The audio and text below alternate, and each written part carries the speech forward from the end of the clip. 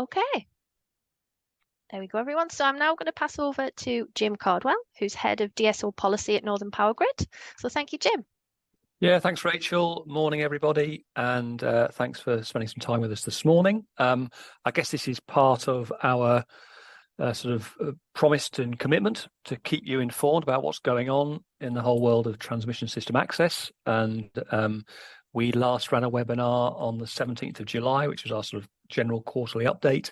And in fact, the ENA, we also contributed to the ENA's webinar, also on the same day, on the 17th of July, which was talking about the very topic that we're going to talk about today. So I guess this is following on. And yeah, so this is right across the road.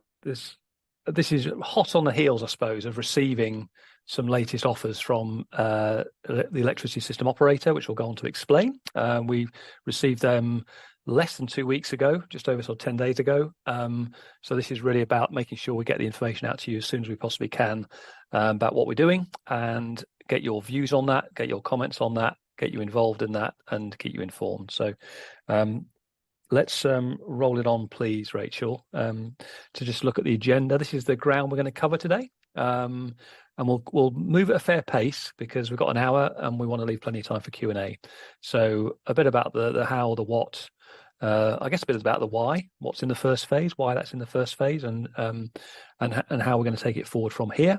And as I said, we're as much in listening mode really as we are in broadcast mode. So really interested in where your questions take us. We've got more work to do because this is very much a sharing with you as we go, rather than a more traditional way of doing things, I suppose. If we had more time on our hands, where we'd get a much more complete and finished picture and present that to you. So I'm just being open with you that this is a very much a developing at pace kind of and sharing presentation. And you'll, as well as me, you see me there, you'll hear from Martin and Jill, my colleagues, as well as we go through. So let's go forward, Rachel. Thank you very much. So let's start with the benefits, because I think it's pretty important to say with why we're doing this, what do we think the benefit could be before we get into the whys and wherefores of the process.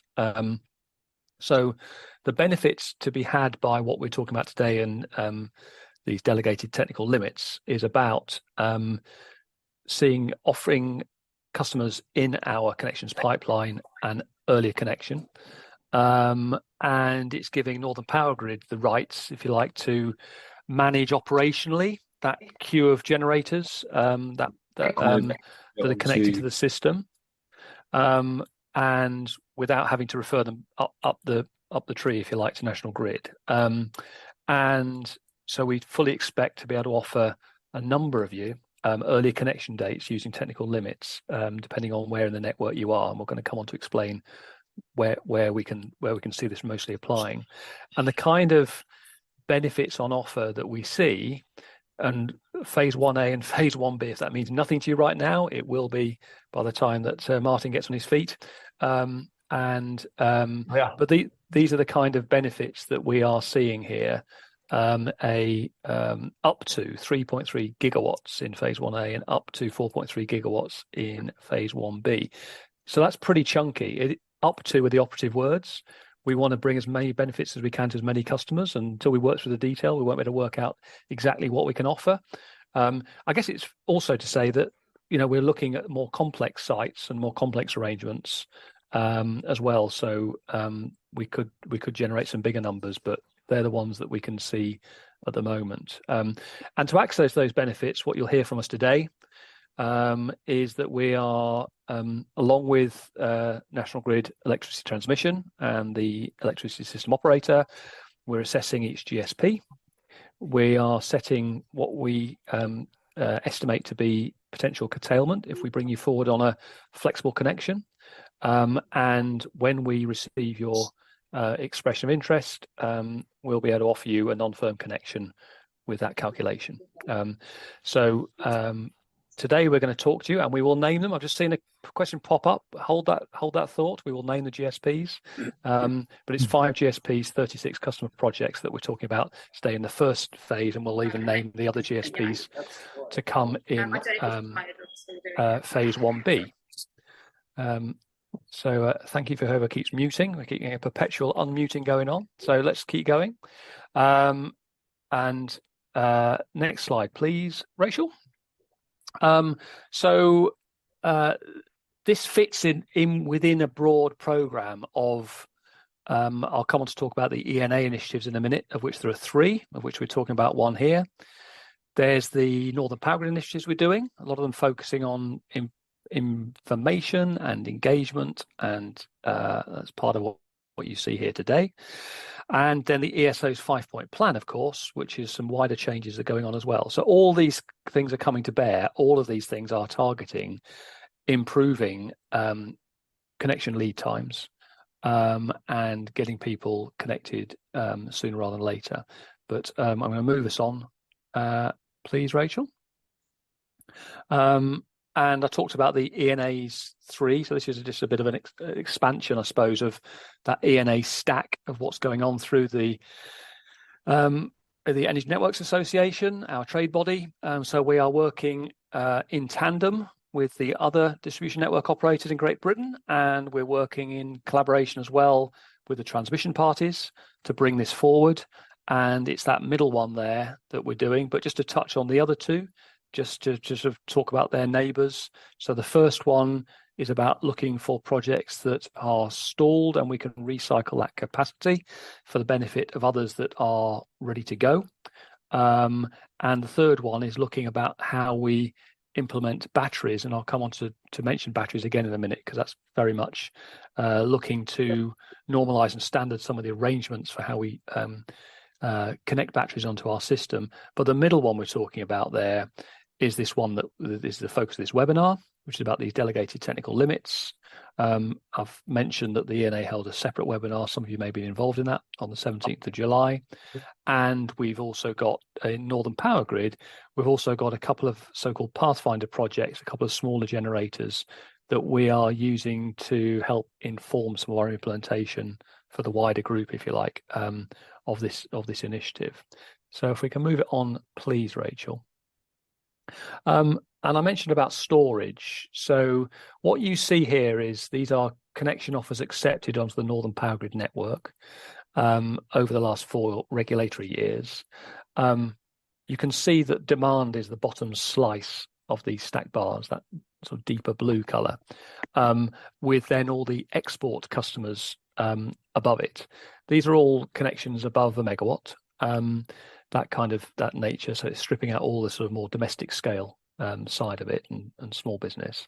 But these are all the major ones. So as you can see, the number of acceptances onto our network has been increasing year on year. And this is a pattern, I guess, not just in Yorkshire and the North East, which we serve, but also other parts of the country, and indeed on the transmission system. The other key bit to note here, I guess, is this storage point. So if you look at the big grey bar, that's pure battery energy storage, and also the orange, or sort of the yellowy one, which is the hybrid energy storage. And storage now makes up 63% of our major projects sort of pipeline. It's a big chunk of that accepted stack that we've now got. In what we've got going on. So, and again, just to give you some, it's just over 20 gigawatts is in the current stack. This is what's come into our pipeline year on year. We've got about 20 gigawatts in there at the moment to build out. But just to give you some sort of, the peak load on our network is 6.5 gigawatts, something like that, winter peak. And the amount of generation we've already got connected to our network is 5.2 gigawatts. So this is big stuff. So when I talk about a connections pipeline of 20 gigawatts, is enormous. It's many years worth of what we've already got connected to our network. So I guess one of the big questions for us is going to be how much of this will actually proceed to build out. But what we're looking to do in this initiative we're bringing forward is to make sure that where we can, we're bringing you options to help build out. Rachel, can we move it on, please? So I think we'll come on to the sort of last couple for me, and then I'll get Martin on his feet.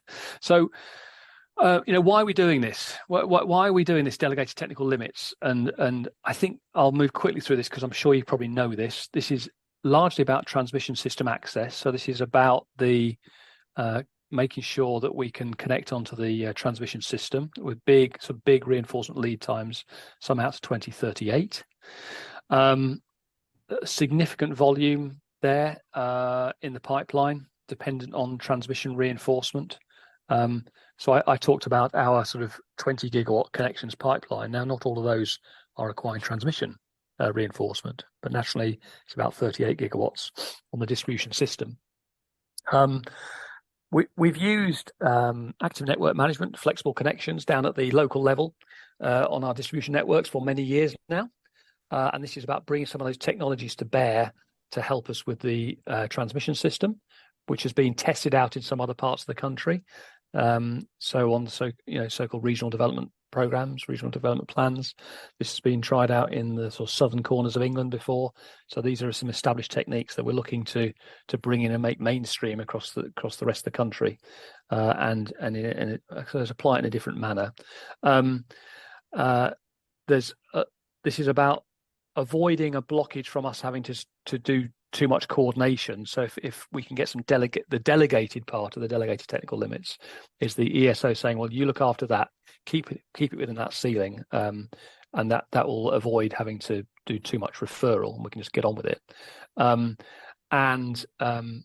Of course, there's an opportunity here to dive in if we've got so-called shovel-ready projects down at the local level, because some of these transmission ones, which have got reserved capacity up on the transmission system, could take many years. So there's a sort of a gap in the schedule which we can fill with other projects. Next slide, please, Rachel. And so what's happening is the industry group that we're a part of has been setting technical limits at the grid supply points. We can then provide that option of an earlier connection date on an interim non-firm basis, which is curtailable and uncompensated. So that will allow people to connect earlier than they otherwise would have to, if prepared to accept those curtailment limits. Once the reinforcement is complete, then the non-firm requirements will be removed. Now, that's where we're up to. Okay, there is an open question about to what extent could non-firm arrangements be a so-called flexible arrangement, flexible connection. Could that be an enduring arrangement? ? It's an open question, but right now, what we're looking to do is if you took up this, then you would have to commit to still pay your share of the reinforcement, and the system to provide a curtailable connection, if you like, would be then wound back and wound out at the time when the reinforcement is made, and then you have an always-on connection with no variable access required after that. The visibility and control is key here. So we, in the documents I described that we received just less than 2 weeks ago from the electricity system operator, they've made clear to us some of the functional requirements of a system that we'll need to specify, build and roll out, in our case, to give them the ability to be able to see that we're operating within our limits, and ultimately give them a big red button if they see that we're not managing it in the way that we should be managing it. So that's of course, again, this is something that's been tried in other bits of the country where they've been ahead in terms of the sort of congestion on their network, and so we're looking to build some of that into our arrangements as we build those out. But that's a key part of getting connected to this, to provide that confidence and those systems. And finally, just underlining, this is an interim only offer at this stage. That's it for me. Martin, I'm going to hand on to you. Thank you. Thank you, Jim. So good morning, everybody. My name is Martin Hardwick, Commercial Manager for Network Access. So this slide is really just to help bring to the fore what technical limits is. It's a graphical representation, and you can see the transmission network and the distribution network, and then the boundary flow between the two, which occurs at the GSP points. The technical limits initiative essentially introduces a meter, if you like, as it's represented on the right-hand side, and control, which allows the boundary flow to be controlled depending upon how the GSP point is operating at that time. And also the arrow on the left is visibility, which again is a critical part of technical limits. So the technical limit scheme monitors the power flow between the distribution system and the transmission system, and the outputs from the embedded generators, those embedded generators whose connections were accelerated, are reduced to ensure that the technical limits that have been agreed out of this process are not exceeded. So we'll go on to the next slide. And I think this is perhaps the slide that everybody's keen to see, because it includes the GSPs that I can see have been mentioned in the chat. So it's a timeline from left to right covering September, October, November. And we're talking in terms of tranches and phases. So phase 1A was the first step in this process, and tranche 1 being the first part of phase 1A. So that's represented on the left-hand side, and that's the 5 GSPs that we are moving forwards with and looking for those expressions of interest from the session today and the invitations we sent out last week. As you can see, 36 projects across 5 GSPs. And we are looking to begin issuing offers at the end of this month for those customers who express an interest in receiving one. And on the right-hand side, you can see the green list of GSPs, so Hawthorne, Pitt, Hartmore. I won't read them all out, but you can see those there. So that's tranche 1 of phase 1A. We have then identified a further 3 GSPs to be rolled out in tranche 3 of phase 1A, and those are Knaresborough, West Bolton and Saltend North. Now, it's important to note that they're at an earlier stage in the process, so they're not yet agreed with National Grid ESO, but that process is underway. And then phase 1B has a slightly different selection criteria, but we have proposed 9 GSPs that are listed on the right-hand side, which again are going through an acceptance process at the moment, but all being well, those will be the GSPs that we move forwards with for phase 1B. And that will follow a similar process to the 5 GSPs that we're engaging about today. So I think we'll move on to the next slide. And this is a pictorial representation of the rollout that I've just been talking about, how the initial phase on the left, phase 1A, the first 5 GSPs, you can quite clearly see there in blue. And then as we've added 3 more, we move to the central image. And then as phase 1B, the additional 9, you can see as we're including additional parts of our overall area, as we make this technical limits initiative available to as many customers as we can as we progress. One thing just to drop in here is that complex sites and infrastructure sites will be in future phases. They're not yet included because of the additional layers of complexity. So I'll hand over now to Jill Williamson, who will cover technical limits in further detail. Thanks, Martin. So I'm Gillian Williamson, Head of System Forecasting. So I've got a few slides out, so I'd like to cover some of those technical aspects, but just at a high level. So first of all, let me explain. So you've heard reference to phase 1A and B. This slide is all about putting some more information on that for you. So we've worked at pace with National Grid to develop the approach that we're presenting today. It's all happened very quickly. And that does mean that we've had to take some practical and pragmatic decisions to get where we are now with technical limits and get them off the ground. So hence the phased approach to apply technical limits at the simplest GSPs first. So these are phase 1A, and they were selected based on the prerequisites that are on this slide, and this should answer some of the questions in the chat. So the first prerequisite was that there was already an Appendix G. Now, this is the data that allows the technical limit to be calculated. Also, as Martin just mentioned, avoiding complex sites. So it's just sites in phase 1A with one user, so that's Northern Power Grid. And that's to avoid having to have control systems across multiple users, and also to avoid complex division of technical limits. Phase 1A also excluded GSPs with fault level headroom less than 1 kA. Now, these are included in phase 1B. So the difference between phases 1A and 1B, that National Grid are undertaking fault level assessments to determine whether there's any fault level headroom available in the interim for those accelerated connections to be using.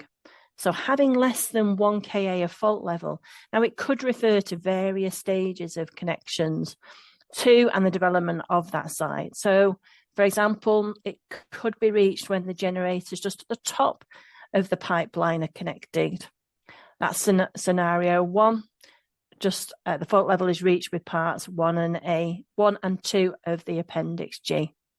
Scenario 2 would be that the fault level limit could be reached when the generators, all of them in our pipeline, including those affected by transmission reinforcement in part 4 of the APG, can connect.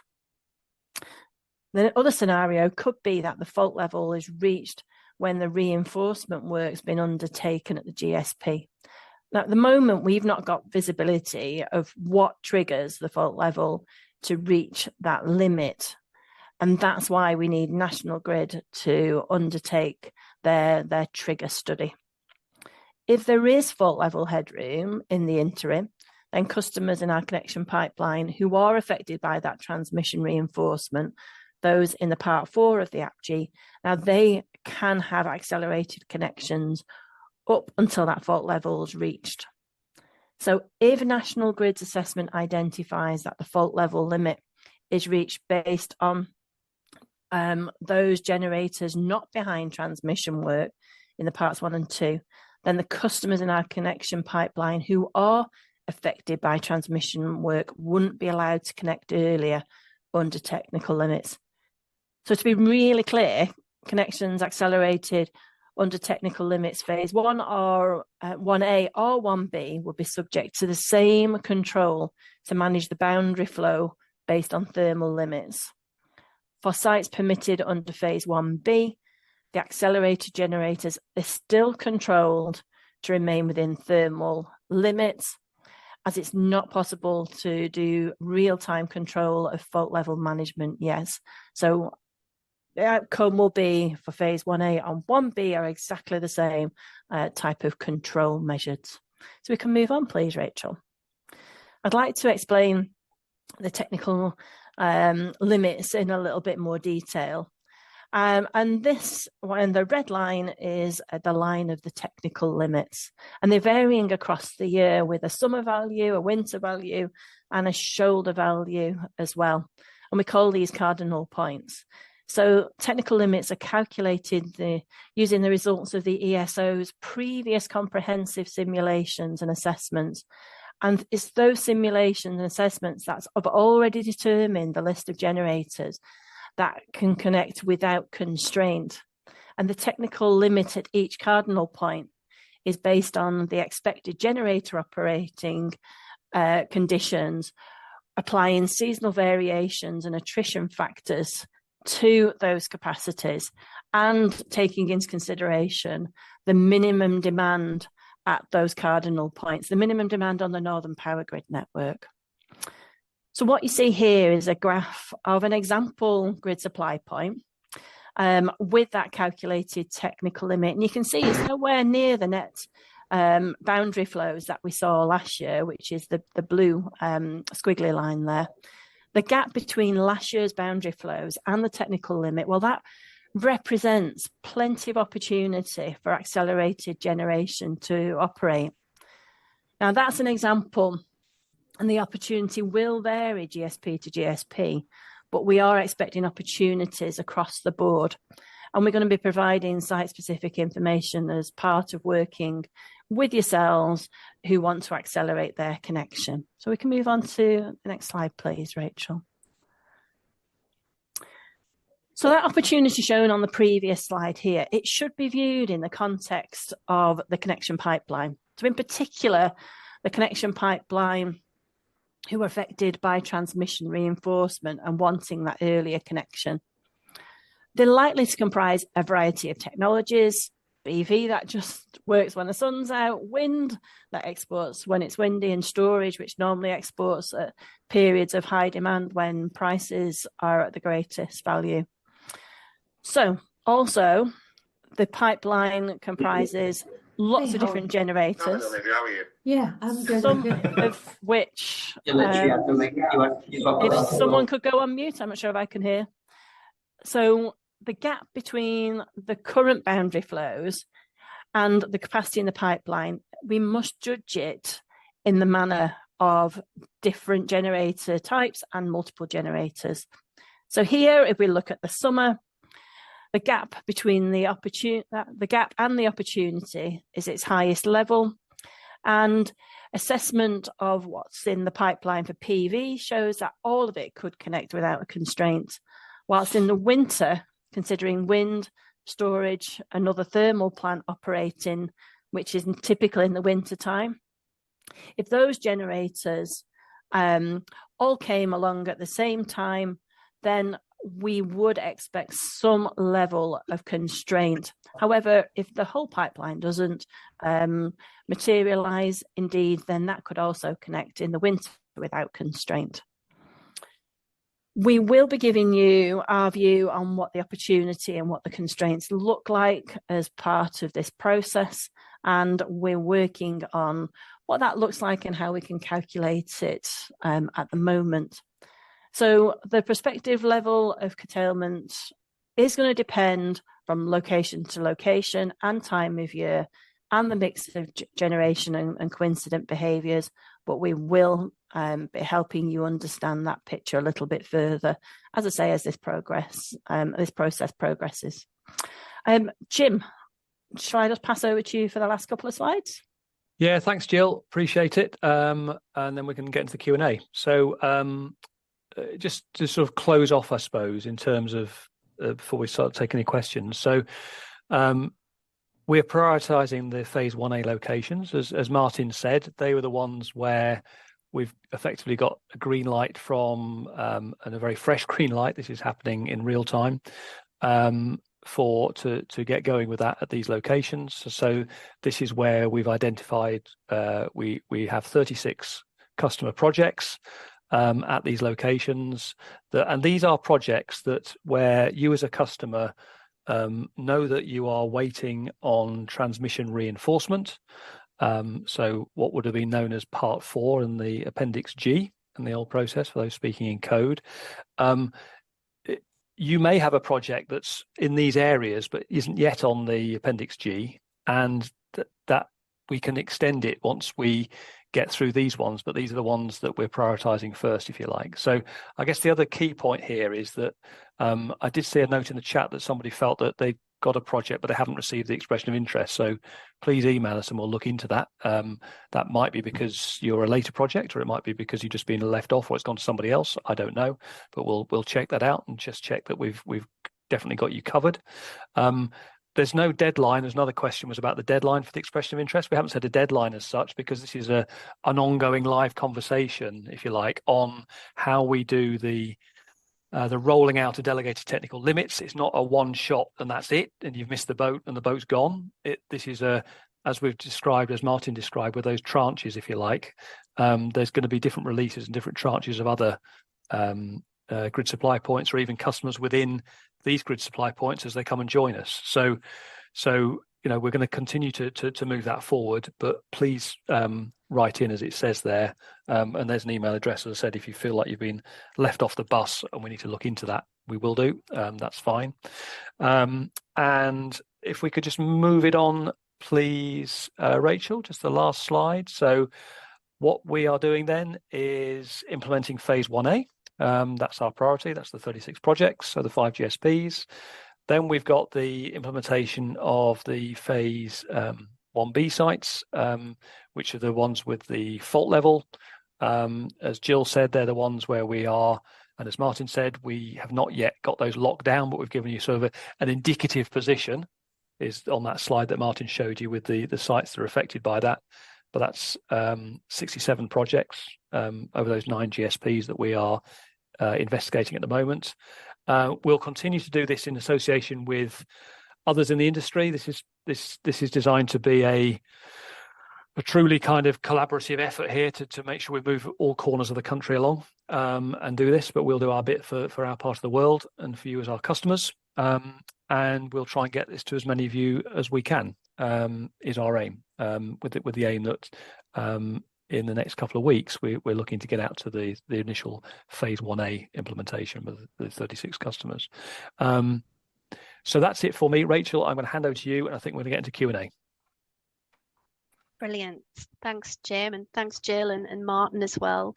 Okay, so questions, please continue to put them in the chat if you'd like to type a question in, or please raise your hand and you can speak in the room as well. So I'll just go to the chat at the moment because we don't have any raised hands. So George Ratcliffe has asked this question. Jill, you might have covered this, I think, but maybe it's worth just recapping on it. So will those who own existing offers be able to submit an expression of interest to bring forward their connection offer? Absolutely. At the sites, as we get confirmation from the National Grid ESO and NGET that GSP is applicable for technical limits, then we will be reaching out to those customers with an expression of interest so that we can engage further with them to accelerate those connections which are currently subject to transmission constraints. Thanks, Jill. And a question from Charlotte Roplet. When will the due date to fill out the expression of interest for phase 1AB? Shall I take that one, Rachel? So I think I covered that. Thanks for the question, Charlotte.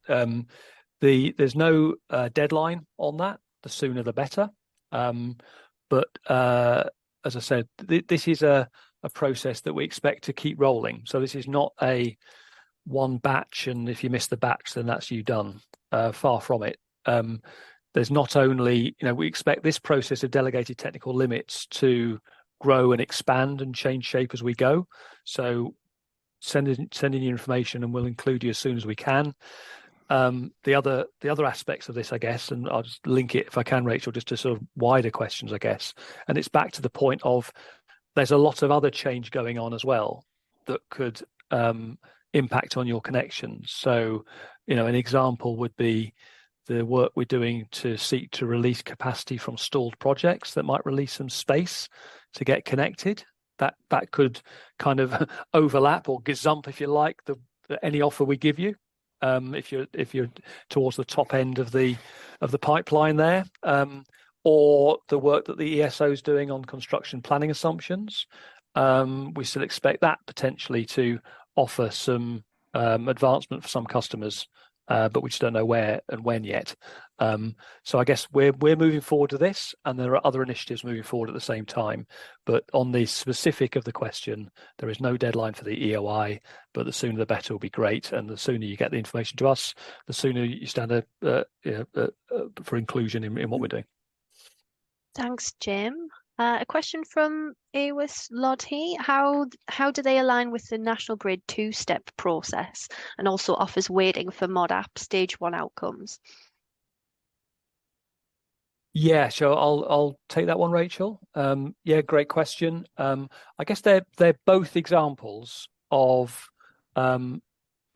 projects that currently we wouldn't reoffer because if they're not currently on the Appendix G, and they're not currently in that stack of projects, we fully expect them to come and join, if you like, that pipeline. And when they join, we'll be looking to expand that out to those customers. But if you're at the earliest stages, if you like, of either of the two examples that were given there, that you're still waiting for the assessment to be concluded, the second step of the ESO's process to give you a cost and a timescale for a connection associated with a reinforcement system, or if you're waiting for the outcome of a project progression or mod app, then you're not yet on the Appendix G. You're in the pipeline, if you like. And when you get onto the Appendix G, then that's the chance when we can do a subsequent reiteration of this and a subsequent phase or tranche. I won't try and busk that now, but that will then provide the opportunity to get involved in this initiative. But for now, you can't get involved in the current stage we're at. Okay, thanks, Jim. Thanks for that. Jill, are you ready to respond as well there? I was going to pick up on another question, actually, Rachel. There's a question in there from Grant, which is a good question, and it's a very complex sort of response, actually, Grant. Grant is asking about how we will provide information on the levels of curtailment, and quite rightly indicating that that's a key piece of knowledge which is going to inform how they want to proceed. The answer is that we're still working on it, Grant. At the one extreme, we could provide a level of curtailment on the basis that every generator in the queue, in the pipeline, actually connects. And at the other extreme, we could provide a level of curtailment when only the generator asking the question was accelerated. The reality is it's probably somewhere in between, and we need to work out, dependent on the results of the expression of interest and information about how quickly schemes are ready to connect. But as I say, it is a complex answer that we just need to work out how to give you that information. Is that helpful, Grant? I'm afraid it's not straight. Yeah, we'll be doing it this way. Okay, thanks, Jill. Gary, you've just raised your hand. Yeah, Jill, just on that point, will Northern Power Grid be able to issue any of the half-hourly data for the GSPs? I've been trying to get half-hourly data for one of our projects at a bulk supply point now for the best part of 3 years, and I just get bounced around. So I think, I understand that the complexities that you're talking about on that previous point, and maybe part of the solution is to be a bit more open with the data so we can do our own assessments as well. Yeah, good points, Gary. Some of the half-hourly data for GSPs is already available on the Open Data Portal, and I'm looking at updating that, hopefully in the next few months, to be able to put more information out there. Good point about the bulk supply points, and is a query that I've made myself about why we're not putting that on the Open Data Portal, and it is something that we would like to be doing soon. If we can perhaps take your individual request offline and see what we can do to help there, Gary. Yeah, that's great. I'll reach out, Jill. Thanks. Thanks, both. Okay, well, there's a question from Nikki. How does this interact with the remodelling work that National Grid ESO are doing regarding reevaluating construction planning assumptions and the impact of battery storage on reinforcement requirements?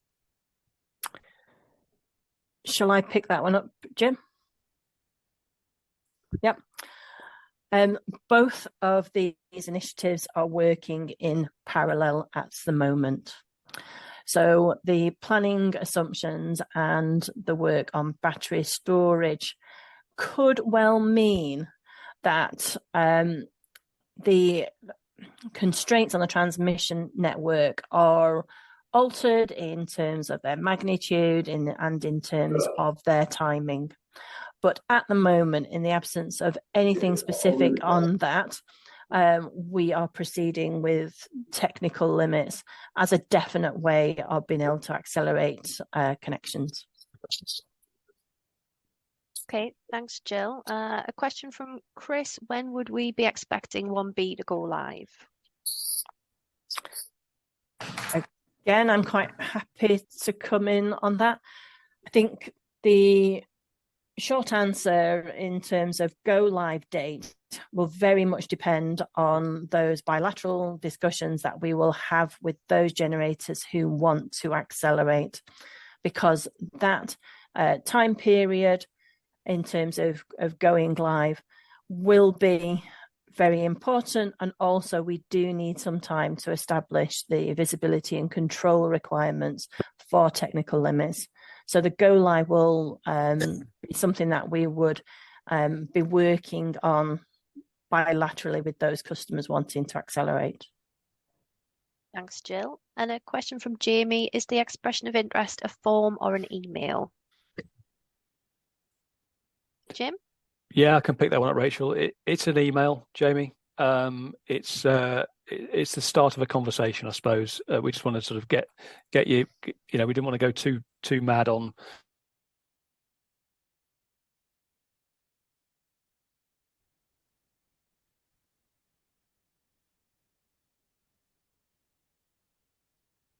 Loads of data, and then we'll some simple information on it.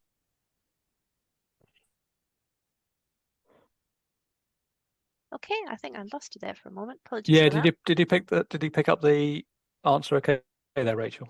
I think so, Jim. Yeah, it came through, but quite quickly, like sped up, just to catch up with that. I don't know if anyone else was affected. Do you want to go again, just in case? Jill, did you hear that answer?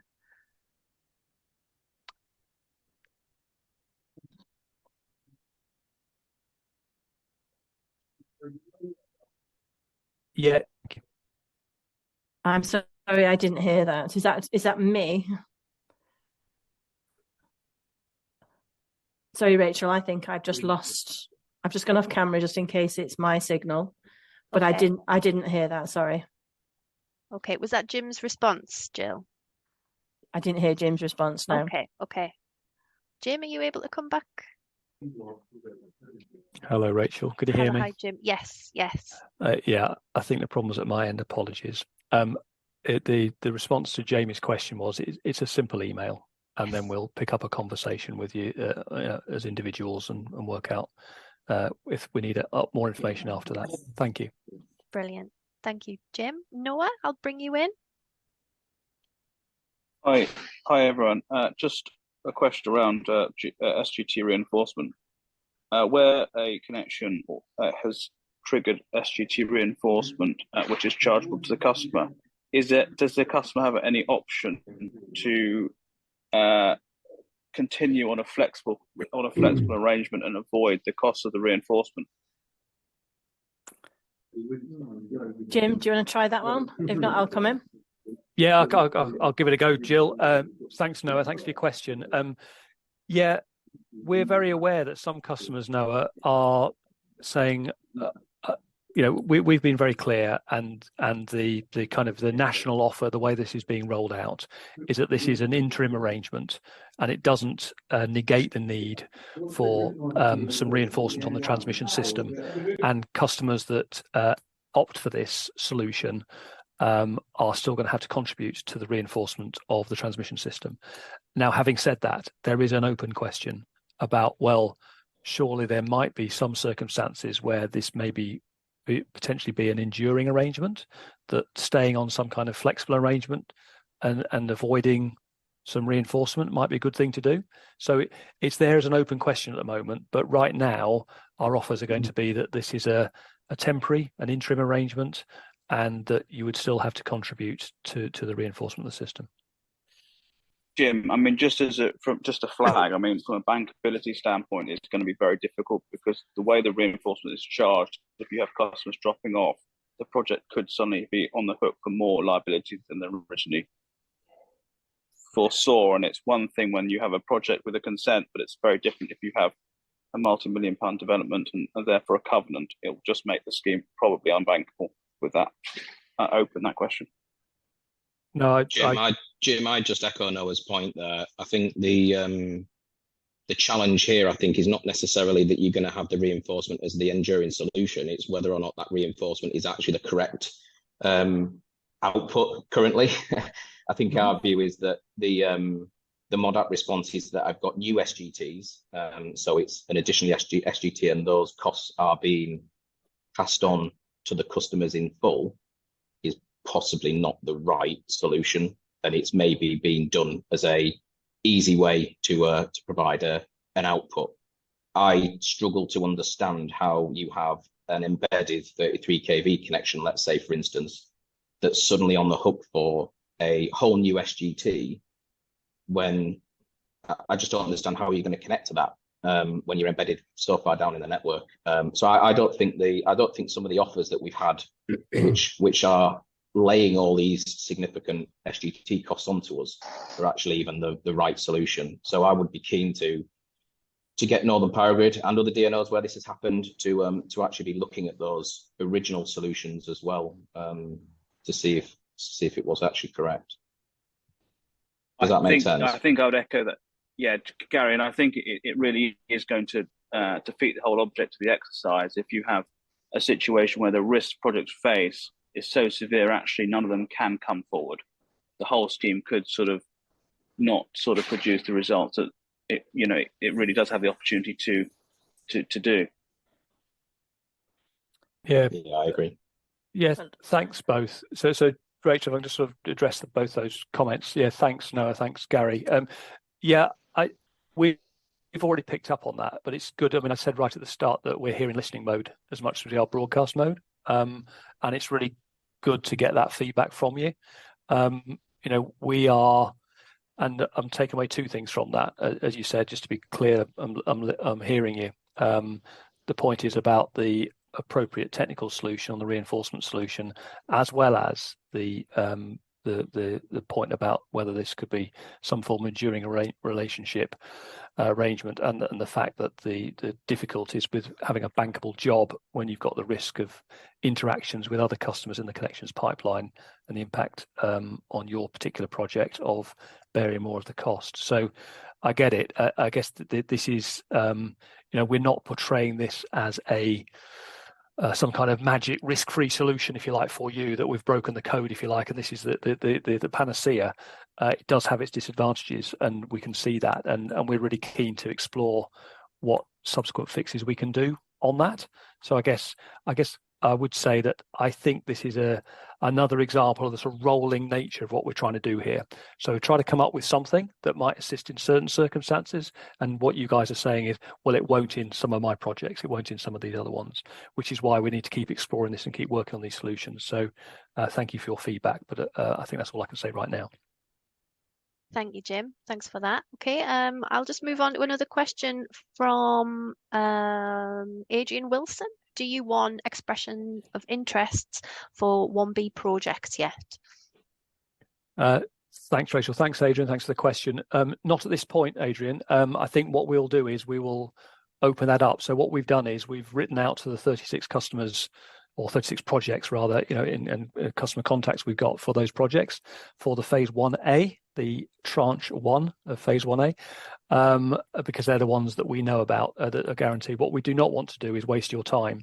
So as Martin said quite clearly, the lists of the GSPs I've put in the chat room as well, by the way, so they're available for you there. Obviously, you'll get the slides, but somebody did say, can I have the list again? So I put them in the chat room. But the point is that because they're not actually signed off yet, we're not going to start engaging with you as customers on those until such time as we've got that sign off of those are the next ones. And at that point, we'll come forward and absolutely request and seek your input into those and engage with you then. So that's our sequencing, if you like. Okay, thanks, Jim. I've got a question from Gareth Freeman. So what is the frequency of your communication with National Grid in relation to this? So is it part of the project progression or is it outside of it? Yeah, it's a separate process, Gareth. Every other day is our frequency. Okay, I don't think it's quite daily. I think that might be pushing it, but I'd say that we are engaging with them probably every other day at the moment. Okay, thanks, Jim. And do you have any feedback on how they advise on a suitable GSP for this process?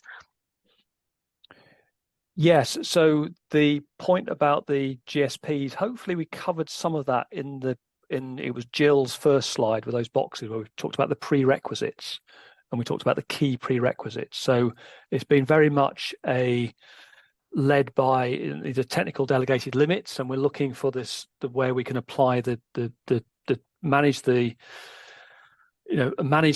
system, the transmission level, and make sure that the transmission companies can be comfortable in providing those delegations. So it's been very much a technical led discussion based on some of those prerequisites on the slide. for how we assigned the different. So we looked at all. We've got 40 grid supply points, and we looked at all 40 of them, and we've been through them all, seeing if they can apply. So it wasn't that we the ones that we could that just got thermal issues associated with them are all into phase 1A, and all the ones that with the fault level are in phase 1B. So we've been scooping and trying to get as many into each phase as we possibly can. And what we're kind of left with now is the more complex sites, and typically that's where there's maybe more than one party. So a simple site would be where there's just the National Grid Electricity Transmission and the DNO, our Northern Power Grid, connecting in at that site. The more complex sites are where there's a few more connectees or some other sort of arrangement that makes them a bit more unusual. And that's why they've been pushed back, because we didn't want to hold up the introduction of the initiative by just trying to sort of tackle the more complex ones. So we went for the more simple sites first, and that's the approach we've taken. Okay, thanks, Jim. Gary, you have your hand up? Yeah, it's a question just following on, I think, what Grant was asking before about the engagement with ESO. Have you guys had any real dialogue with ESO about the expressions of interest process that they did at the start of the year? Because we've provided quite a lot of detail to them already, and I understand from their process that around 74% of the respondents were distribution connections, which sort of gives the industry a view of where this problem lies. And I think it was what I put in the chat earlier to Paul's sort of response was that we find ourselves in this mess because of a number of different things, but really around the queue, how the queue is formed between transmission and distribution. The lack of progress on mod apps or project progressions, Appendix G interactions across the DNOs has sort of led to this. And what I'm finding is that we are putting representations into ESO as required, but they don't seem to be going anywhere. And then now you guys have got your process, and we're going to have to wait even longer for other GSPs to roll out. Some of our projects have been kicking around this process now for 18 months, and we're wanting to financially close quite a lot of projects to move them on, but they're not in the 1A tranche. We're going to have to wait even longer, and it is becoming a bit tedious. I know you guys are trying your best, but the disconnect between ESO and the DNOs is becoming very frustrating. Jim, yeah. I'll pick up on it, Gary. Look, Gary, recognise the frustration at times, and I guess the amount in the system is highly significant. I think I didn't put on the figure, but I think nationally, if we talk about transmission and distribution, I can't remember what the latest ESO's figure is now when it's all totaled up, but it might be about 450 gigawatts. Is it getting near there? It's over 400 anyway, top 400 gigawatts, and applications still keep coming in. So we're dealing with a massive size of this, and I guess what we're seeking to do in a coordinated fashion at the local level and with the transmission parties is to move forward on these as quickly as we can. And as I said, even if we get some of the reoffers might get gazumped by a better offer further down, months down, in a few months' time down the line from the ESO's 5-point plan, then so be it. But at least we're seeking to make progress. So I think, as you recognise in your comment there, there's a lot of commitment here to move this forward from all parties. I think the other thing is, you talked about the sort of overall processes here. Of course, alongside sorting out what to do with the 450 gigawatts or whatever it is in the national connections pipeline, there is also the ESO's connections reform. So there's the process reform, connections process reform. So this is looking about a different way of doing this, about having some sort of reserved capacity available at the local level and through sort of windows of kind of auctions or allocations of capacity through time. So as well as us seeking to get moving on the projects that you want to bank and get going on today, we're also looking at what about a future world which is a better way of managing this associated with that ESO connection reform. And again, we are engaged with the ESO on that. So there's now a weekly meeting on that we're engaged with, which is looking about how that's going alongside doing the sorting out of the current connections pipeline. So loads of stuff going on. We're just talking about one bit of the initiative here, but recognise the points you raise. Yeah, thanks. Okay, thank you, Jim. Just mindful of time, we only have a few minutes left, so I think we've got time for maybe one or two quick questions. So Ocean Cross has asked, will we be included if we are in the second step of the process? So they've received the step 1 offer, but are still waiting for step 2. Yeah, I can answer that, Rachel. So thanks for the question. You can be included later on, yes, but you're not included in this tranche 1 or tranche 3 phase 1A because you haven't yet had your full connection offer from a transmission system access point of view, that you can be included in subsequent iterations of it. And it might be back to, as we get through those curtailment assessments that were the questions being asked and Jill was responding to, as we get sort of further along that, we might find that this isn't the initiative for that if we go further down the pipe, because there's more people already taking advantage of that, and it might be that there's another offer that we can bring to help someone further down the connections pipeline than the people already in the first wave, if you like. Yes, but those avenues are not blocked off. It's just that not in this current stage. Okay, and then very quickly, a question from Michael Hill. So will real power flow be allowed to reach the technical limits with protection from fast response, A&M, or inter-tripping, or will projects be curtailed to pre-event limits? One for Jill. Go on, Jill. I think it sounds like one for Jill. It will. It's a good question. It will be about preventing those limits should there be an outage. So it's a planned response rather than a reactive response should there be an outage. Okay, thanks, Jill. And again, just mindful of time, Jim, are you happy to kind of wrap up and close now? We still have some questions that we haven't answered. Is it possible to do this outside of the webinar?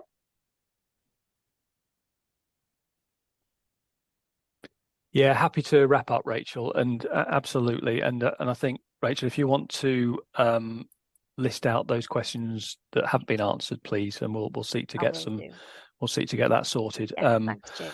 So yeah, I think, I mean, from my perspective,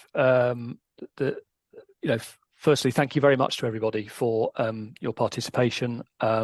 We value your time, and it's always good to get your feedback, and hopefully this has been useful for you as well, so you can understand and have the opportunity to ask questions. This will not be the last you'll hear on this subject. We will be coming back to this either directly with engagement with you as one-to-one customers, or in subsequent communications as we talk about that sort of as we phase out and go through the stages of this. Because we fully expect more changes and twists in this as we go. This is just to sort of reiterate, this is about getting moving and getting going on this. So there will be all sorts of things that we'll be listening to from you and changing as we go. There'll be some really interesting comments on this as we go. The next sort of, we'll write out more generally, we're going to do a quarterly update on the full gamut of what's going on in this space. In October. We haven't yet pinged a date for that yet, but if you're on our mailing list, you should expect to get that. And if you've been invited to this, then you should be part of that group that will get that notification. And that will be one where we'll be joined by the ESO and NGET, as is typical, as is normal. Last one was in July. So we can talk about this and a range of other things. So clearly a number of your questions naturally talk about what's to the left and right of what we're talking about here. So that's what's coming down the pipe. But yeah, thank you very much for your time. Hope it's been useful. We'll make sure, as Rachel said, that we get the slides and the recording out so that you can share that and share it with other people. Thank you. I think that's us done. That's it. Thank you, everyone.